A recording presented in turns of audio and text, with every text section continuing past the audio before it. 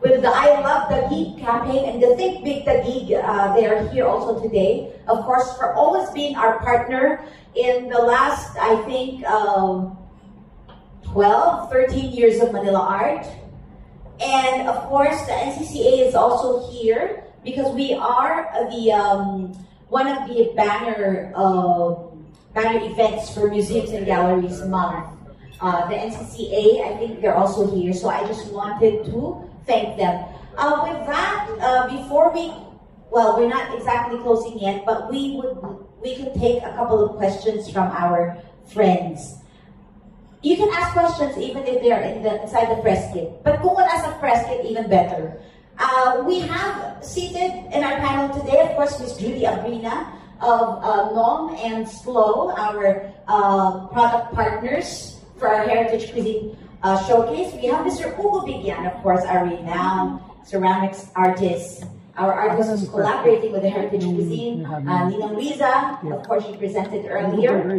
We have our partner events and shows, Galerie du Soleil and Museo Erlina. And of course, we have our partner events at Pablo Art Circuit, Miss Anne Mercado Alcantara. So we can take a couple of questions from our friends.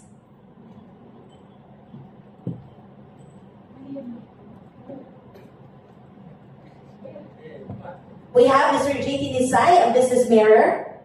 Hi, JT from Business Mirror. Good afternoon. My question goes to Sir Hugo. How do you think, can you tell us what this partnership with Manila Art means to you, and how will the art of pottery benefit from the Manila Art Spotlight?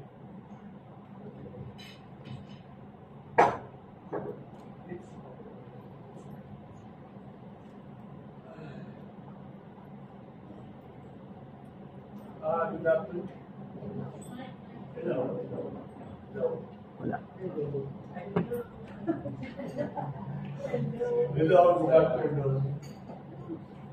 Yeah, actually, this is my first time to join this kind of art fair, because before I'm doing solo exhibitions.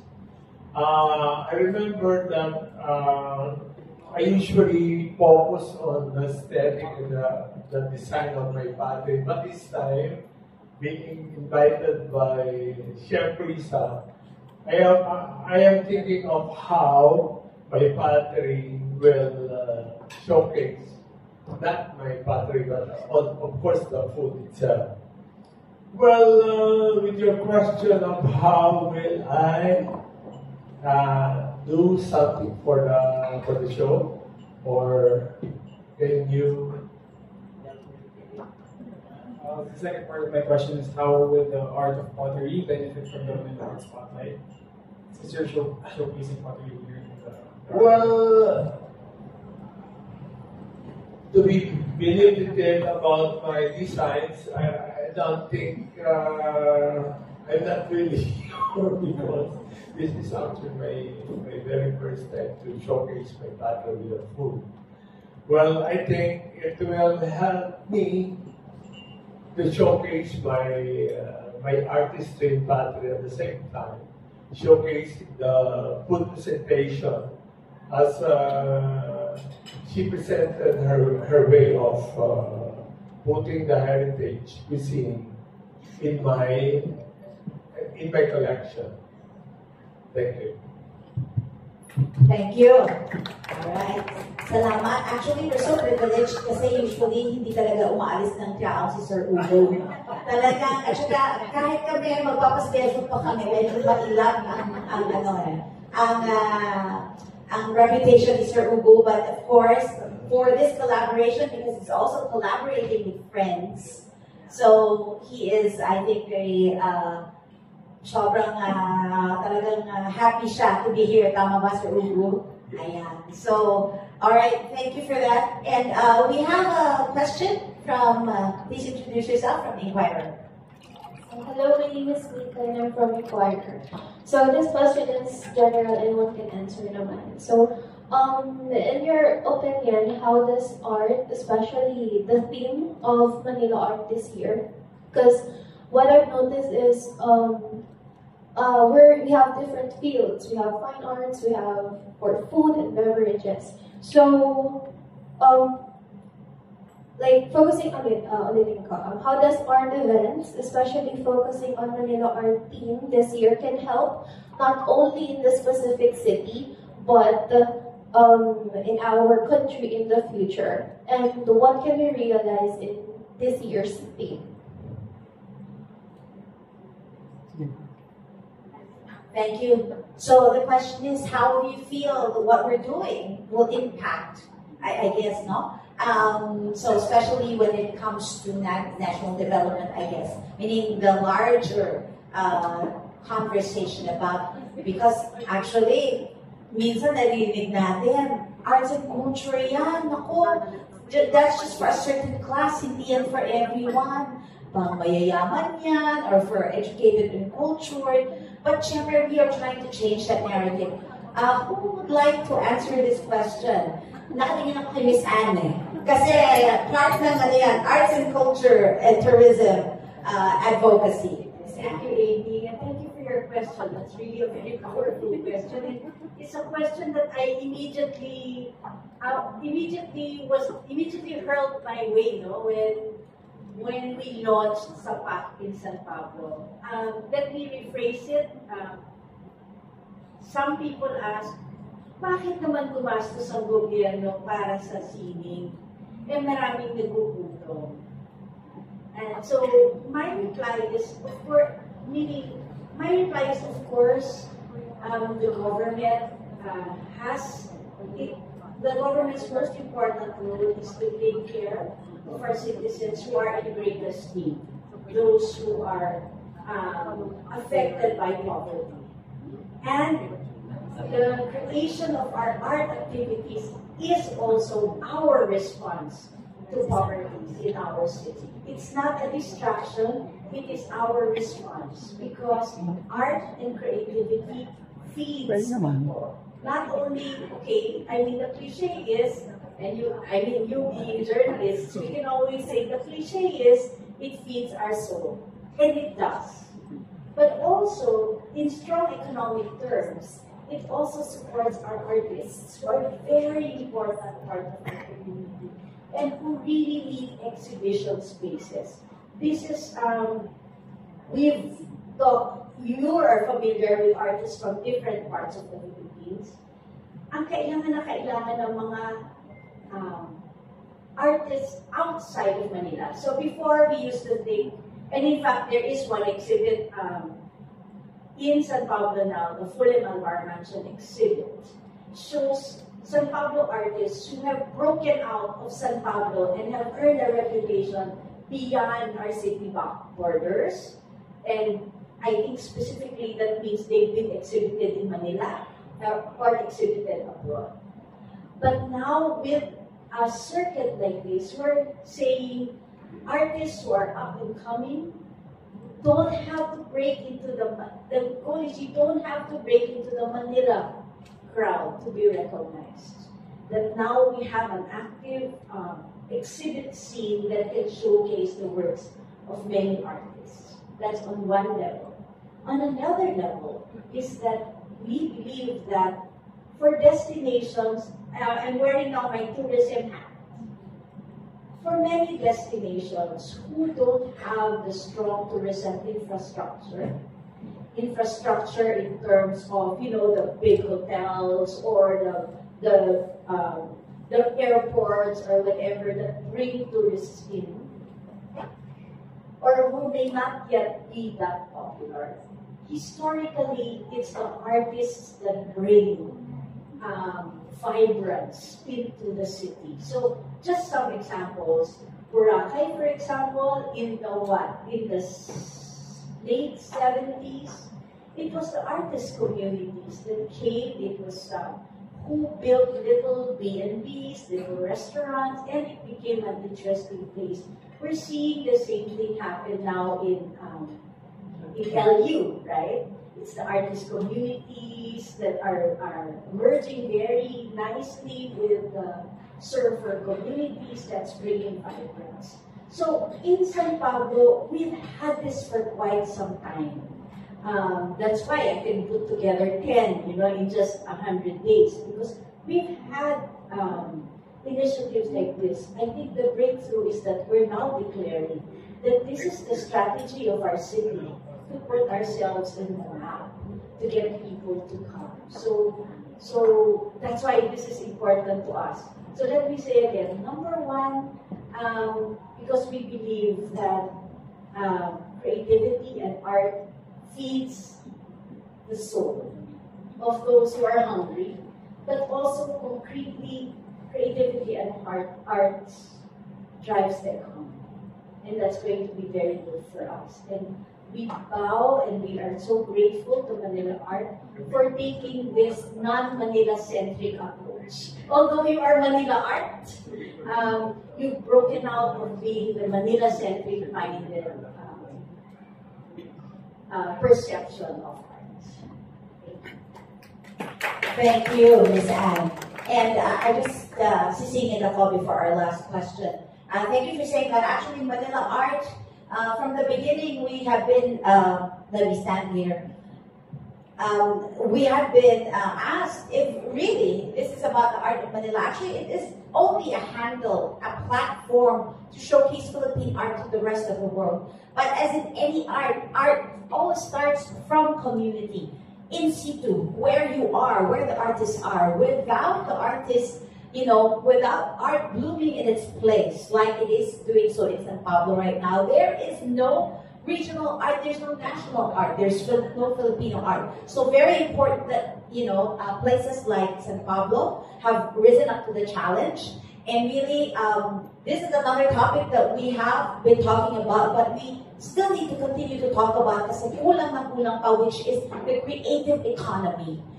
Basically, we don't need to just export products or people to the world, but we export our culture. And this is cultural diplomacy. This is really basically our culture, bring our culture to the rest of the world. And it starts with the artists, with the art communities, with really counting our own, putting it up there. And that's why we are particularly happy and proud of this partnership.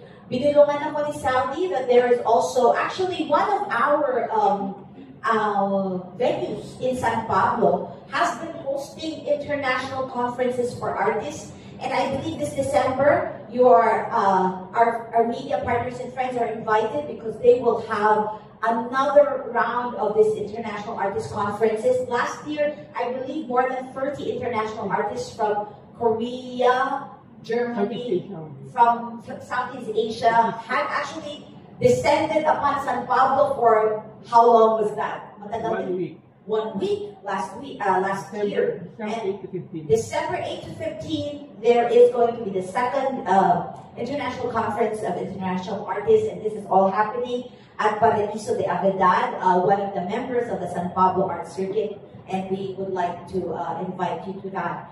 And with that, I think we have another question. Please introduce yourself and who you want to address the question to. Good morning. Ross Del Rosario from What's Up Pilipinas. So it's an online publication. So aside from being its editor-in-chief, I'm also an officer of an NGO. We call it Bayanihan para sa Kalikasan Movement and the Green Party of the Philippines. So it's more of a political party, but we're focused on the environment. That's why yung nangyayari sa atin ngayon, di ba, with what's happening with the weather, with the frequent flooding. So, ang buong kala namin noon is we're affected because of what's happening to the environment with the climate change and so on. And then when we discovered yung mga nangyayari, so ang point ko po kasi is, di ba, as artists, we are more of the, or bringing out, or we're more expressive. We would like to put out what we believe, mga opinions natin. So I believe sana na as artists, are your works affected by what is happening around us? Are you influenced by it? So, or do we need to detach ourselves from what's happening currently? Kasi like Ma'am what the lady from San Pablo said, so sabi nga niya, di ba, may question about why are we proceeding with artworks and then events. Pero bakit tayo nagpo-focus dyan when people are hungry, there's so many problems around. So as artists po, maybe I can ask individually, are you affected by what's happening around us? And lumalabas po ba yun sa mga ginagawa niyong artworks, mga creations ninyo? Or do you detach yourself from what's happening? Parang nakapokus kayo on something na mas may point para nakapokus na kayo sa isang topic para hindi influenced by what's happening around us. Thank you. Thank you for that question. I believe it's directed to the artist. Maybe we can start with Sir Ugo muna, or dito muna tayo. And so we'll direct it to Sir Ugo and Michael and Miss Anne. Doon sa visual artist na lang muna. Unahin natin si Sir Ugo. Well, actually, I'm a potter. I'm doing this for 42 years. So, we're always affected by the climate because we're drying, we're firing, we're everything. But to think that these things are affecting us, we have to continue. We'll have to help. I'm helping 35 families. So their livelihood depends on my capacity to operate the system or the process of making pottery. So I think you cannot detach yourself to what is happening. It's part of life to be part of this climate change or whatever. So I think it depends on how you rule yourself to create your artistry by helping giving value to the people around you. Thank you, Sir Ugo. Michael? Yes, I say it's impossible to detach from the nature of our world, of our country when it comes to climate change and the negative effects that it has on our society. But I would say that art is inherently political also, so I think as artists we have a duty to fight for proper environmental policies or even just raise awareness when it comes to it in the best of our abilities. Maybe I can share, speak on behalf of my dad and my sister and all our works. A lot of our work, glass is actually recycled glass and upcycled glass. So it's nice that we're able to work with a material that is in a way that happened sana, but we are able to use it and create beautiful works of art. And my father is in a position where he is influential enough to make a change, and he does that also by donating to certain charities, many charities. Recently, it might not be related to climate change, but recently, always it's Philippine Cancer or other advocacies that definitely have social impacts. And that's a way that my father can use his influence as an artist for the betterment of society. Thank you very much. Thank you for that, Miss Anne. Naku, iniisip ko na mabuti kung paano ko sasagutin yung tanong mo. Pero definitely, we don't exist in a vacuum. We're very much influenced by what is happening around us. Gusto ko maging tapat sa sagot mo, kaya lang kailangan ko ng mag-ingat.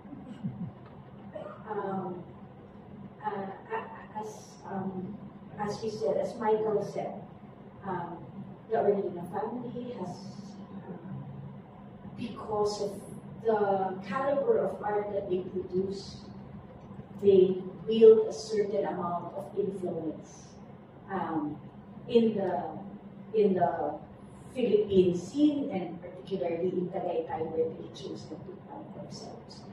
Tahimik lang si Ugo, hindi niya nakwento, pero si Ugo din, because of the stature and caliber of his artistry, is now part of the Tourism Council of Tiaong. Ibig sabihin, kinikilala na may influence siya sa tatahaking progress ng Tiaong. Ako po, I am essentially a writer and a clay artisan. Ugo is my mentor. And I never imagined that I would work for government. Pero ngayon, 3 months na akong tourism officer ng San Pablo. So, gusto kong sagutin ng tapat yung tanong mo, pero mag-iingat na. Yung sinabi ko kaninang sapak, seryoso ako doon, na gusto kong i-assert na ang arts and culture has a very important role in the destiny of a city. And pakiramdam ko lang po, 30 years na medyo hindi napansin yun sa akin. Kaya, and marami po kami napagdaanan na frustration because of that. Dahil alam namin naman ang bayan namin ay napakayaman in terms of culture. So I think when I was invited to join, because you're asking a political question, when I was invited to join this new administration, which is it's a new mandate, a new mayor, I decided that this is my chance after the previous dispensation which was 30 years in place, to really try to contribute to the kind of progress that our city will take. There are two options kasi. There's an option that the city will just go blindly into modernization without being very aware of protecting our heritage and our art. I think the gig has made, is trying and successfully creating that balance where there's progress, but there's art all over. At least I see in BGC, there's art all over. So they've done that balance. Ang gusto ko po, na if we do achieve progress with this new dispensation, that our cultural identity as San Pablo, as a creative city, grows together with it and is not forgotten. The way it has been forgotten in other more urban cities. Na ngayon lang sila nagkakalkal ulit, ano ulit yung heritage natin? Gusto ko po kasabay. Sa akin, sining and heritage are together. Thank you very much, Ms. Anne. Yes. I would say that we are affected, all of us. I cannot consider myself as an artist, really. All of my friends are always telling me that I'm an artist. And I've been supporting Manila art since day one. And the artists, I'm bringing the regional artists to my place, gallery, Shambhala Silang, even the tribes, the Talanding tribe, to have their livelihood. But this is the only time that I participated as an artist. Why? Actually, the main reason for cooking and for doing this art is because I wanted to promote coconut, the coconut industry. Kami si Ugo, kaya si Ugo, yung sinabi kanina, ay sumama dito kasi kahit hindi siya lumalabas. Because I told Ugo, this is our time to give back to the industry who supported our education way back in college. 40 years na po akong naghahanap ng pagkakataon para to give back to the coconut industry. We are the second largest producer of coconut in the world.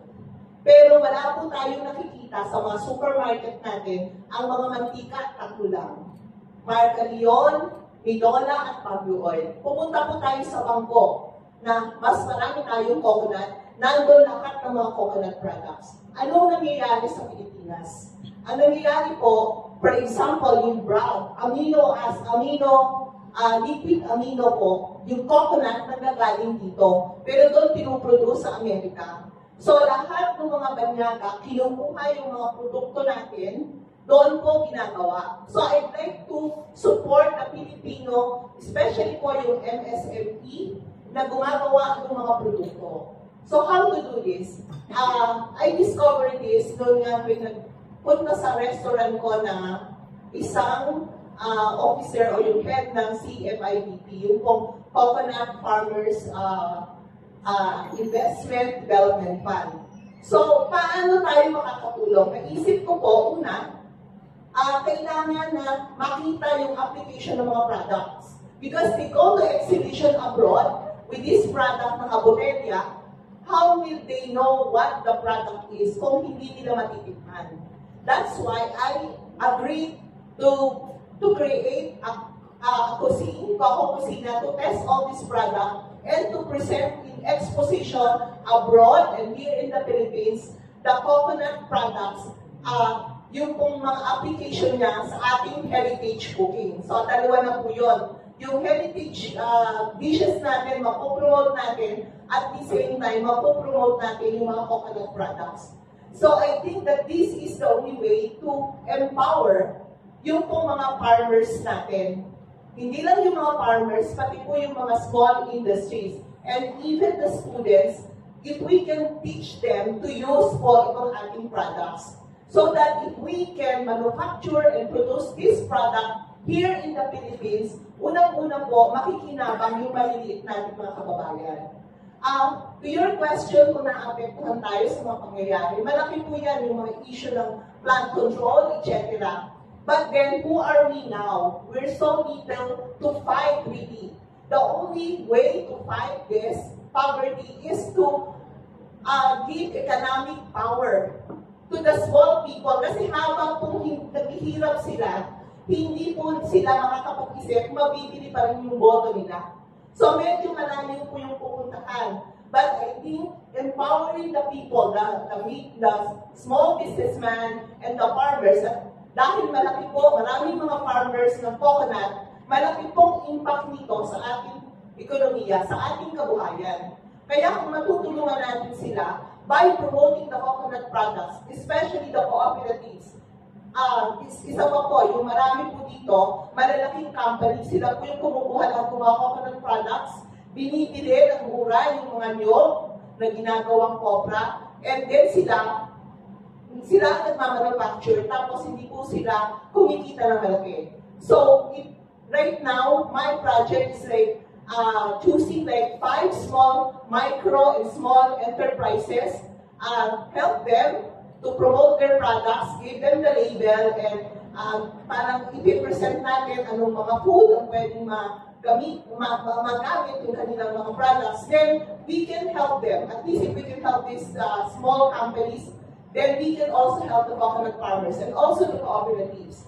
So, ang nakita ko pong way, unang-una, I did a lot of exposition abroad and here sa mga fair. And then, ngayon po, nakita ko na, alala ko si Amy, Manila Art.